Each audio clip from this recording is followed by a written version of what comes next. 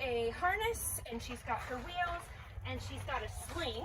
And then before I became friends with her, I used to not be able to touch her, and so I would use a drag leash to avoid having to touch her to get her gear on her. So the first thing I want to do is connect the drag leash to her harness. So I'm just trying to make this longer so that I don't have to reach under her to get it on her. She's pretty good about letting people put things over her head. But then she won't want you to reach under her to buckle it until you're really good friends. So we can use this drag leash to make it longer and get her to step over it using some treats.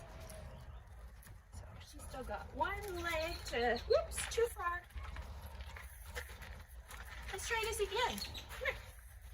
They're all tangled now. So I'm just gonna pull this back out. And with Emma, treat tosses work great. She's always happy to go for the treats, so it's good distraction for her. This time I'm gonna do a better job. Good job. So now it's under her, behind her front legs. She may get a little bit defensive about this part when you're clipping it. So I normally do a good treat toss. So I'm gonna stick several down there so that I have time to unclip it and, well, it's not helpful. There we go. And then snap it. And so now she's got her harness on. Good job. All right, so to get her in her wheels, now that her harness is on, we're gonna use a sling to pick up her back end. So Emma is pretty smart when it comes to the sling. She's learned a few tricks, but if she's, so a lot of times you can just stick it in front of her. So she's already like, where are my tricks? So what I'm gonna do is I'm gonna use the drag leash that we used earlier, and I'm going to use it as an extension for her sling, just to give me a little bit more space so I don't have to get as close to her while I'm putting it on.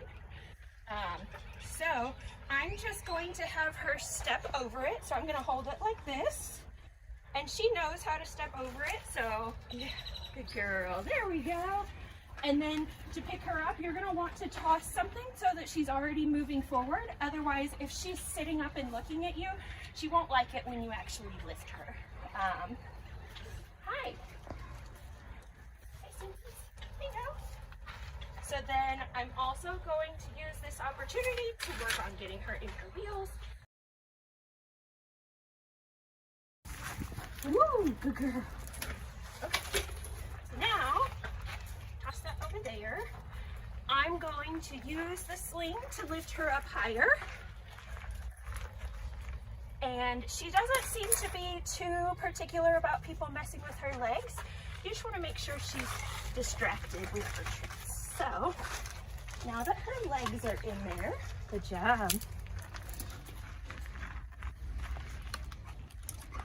You can clip the sides.